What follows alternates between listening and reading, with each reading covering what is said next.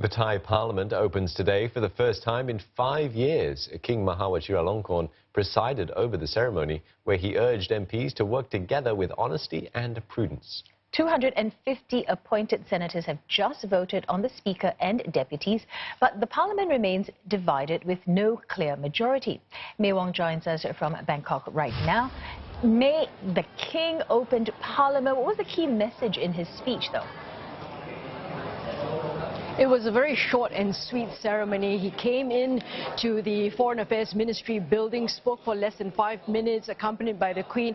And the key points that he brought up really is that he reminded the members of Parliament as well as the senators that they have a huge responsibility and they must realize that role that they play. He's also asking them to really execute their duties to the best of their ability and also meticulously, as well as with prudence, as you mentioned earlier.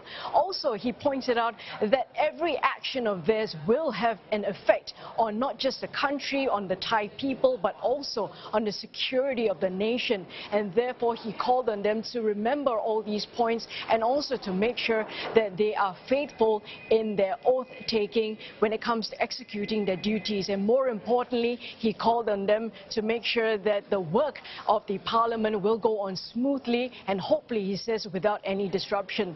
Now, this message is extremely crucial here.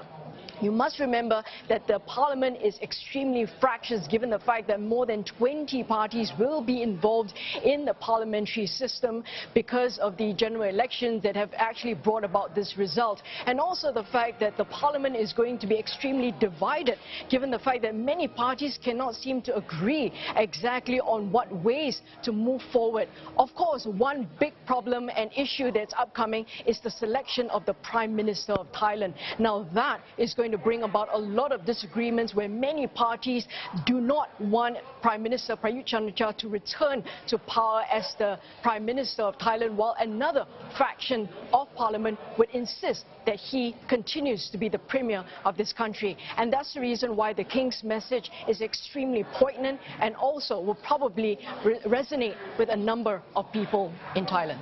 May, tell us a bit more about the role and significance of the Speaker and the Senate. Well, the Senate has just voted in the Speaker as well as 2 deputy speakers, and in fact, they're just leaving as I speak right now.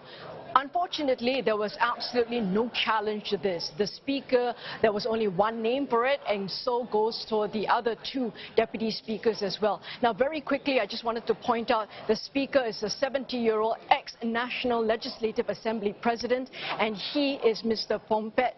And actually, he was actually the one who was perhaps presiding over the last 5 years, passing legislation, because over the 5 years under the military government, there was no parliament because they took over under military coup. And so the president of the National Legislative Assembly was appointed by Prime Minister Prayut Chan-o-cha, who took over in the coup. And so now he has become the Senate Speaker and also accompanied by 2 deputy speakers who are also closely associated with the military regime.